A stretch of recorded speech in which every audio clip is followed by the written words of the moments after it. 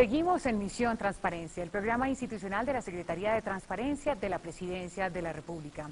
Antes del corte veíamos cómo en 2011 se celebró un contrato para la compra de 50 autobalanceados para uso de la Policía Metropolitana de Bogotá. Sin embargo, hoy, después de más de año y medio, no están en funcionamiento y se encuentran en una bodega. Uno de los principales argumentos para esto es que los vehículos no cumplen con las condiciones técnicas exigidas por la policía. Pero, ¿qué se puede hacer ahora?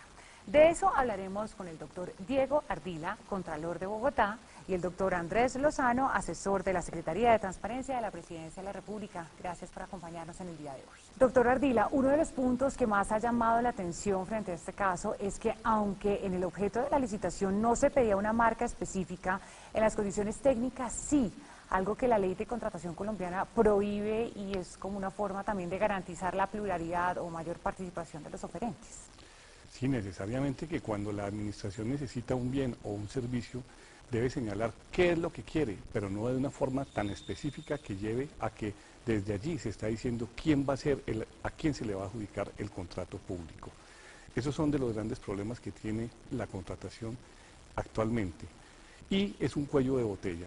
De una parte vemos al funcionario público encaminado más a que nunca exista licitación pública y acogerse más bien a algunas otras excepciones, haciendo unos malabares jurídicos, haciendo maniobras para llegar allí, y de otra parte vemos que una es la actitud de los proponentes antes de adjudicárseles el contrato y a partir de allí cambian un poco las cosas y terminas convirtiéndose en unos enemigos de la administración, empiezan las reclamaciones y por lo tanto, entonces el grueso de la contratación estatal no está beneficiando al Estado y por lo tanto a la comunidad. Doctor Lozano, según un informe del mismo Fondo de Vigilancia y Seguridad del Distrito, la Policía Metropolitana comunicó y advirtió en repetidas ocasiones al fondo que necesitaba vehículos Segway y no T-Robot W. Sin embargo, este hecho aparentemente se omitió y es lo que hoy podría estar poniendo en riesgo el patrimonio de Bogotá. Ese informe nos lleva a verificar un posible direccionamiento que se pueda estar realizando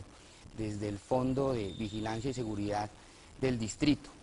Antes de ello, yo quisiera explicarle a los televidentes cómo funciona esta contratación. Este es un fondo creado por el Distrito para suministrar bienes y productos para complementar la seguridad bajo requerimientos que realiza la Policía Metropolitana. Como bien lo dice el Contralor, se encontró en los pliegos unas características tan determinadas que incluso se llevaba a solicitar marcas específicas en este tipo de elementos electrónicos de la licitación.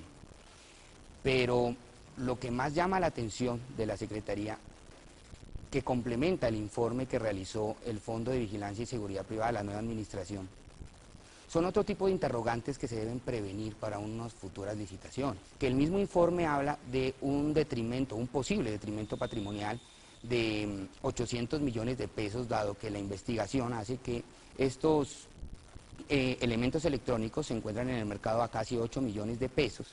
Al adquirir 50 estamos hablando de unos 400 millones de pesos. La licitación fue otorgada por 1.263 millones, pero lo que debemos saber y lo que ha encontrado la Secretaría es que no se puede hablar de 800 millones de pesos, sino de la licitación completa, de los 1.263, porque estos elementos se encuentran en este momento en una bodega sin ningún tipo de uso. Fuera de eso, el mismo Fondo de Vigilancia se encuentra cancelando un bodegaje, las pólizas de cubrimiento de estos elementos, por lo que contrariamos esa parte del informe y es que no se puede hablar de 800 millones, debe hablarse de un mayor valor. Doctor Ardila, todo este tema de estos vehículos se hizo mucho más visible durante el pasado mes de abril, cuando justamente la Contraloría radicó un control de advertencia en la alcaldía sobre los graves riesgos en los que incurrió el Fondo de Vigilancia y Seguridad en este tema. ¿Qué ha pasado desde entonces? Nosotros llevamos adelante lo que se denomina un proceso de responsabilidad fiscal.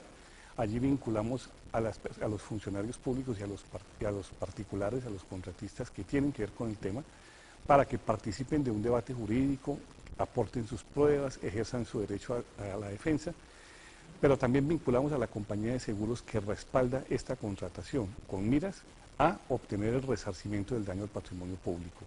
Nosotros como Contraloría, en esa vigilancia a las finanzas públicas, tenemos esta atribución del proceso de responsabilidad fiscal, ya lo hemos iniciado, es uno más en el Fondo de Vigilancia y Seguridad de Bogotá, porque allí tenemos varios y por situaciones similares a esta.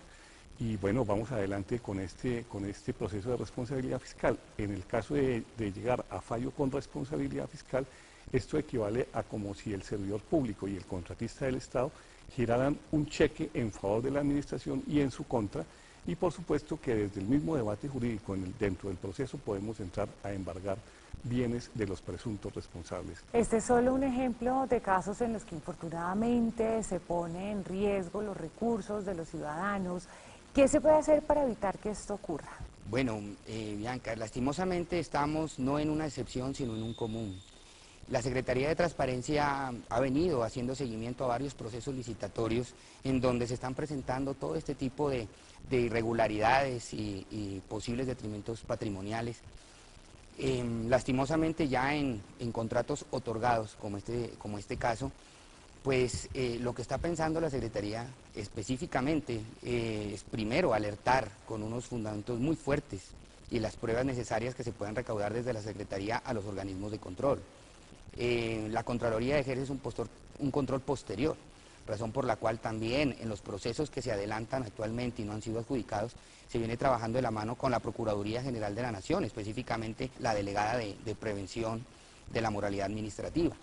En este caso específico de esta licitación del Fondo de Vigilancia, la Secretaría se encuentra estudiando jurídicamente una acción popular, dado que no somos parte del contrato, porque el contratista, el que fue elegido para entregar estos elementos, se encuentra cobrando ya en el Tribunal de Bogotá el 50% que se le adeuda, porque es bueno aclararle a la teleaudiencia que ya se otorgó o se entregaron el 50% de este contrato, casi 600 millones de pesos. ¿Qué se puede hacer para evitar que esto vuelva a ocurrir?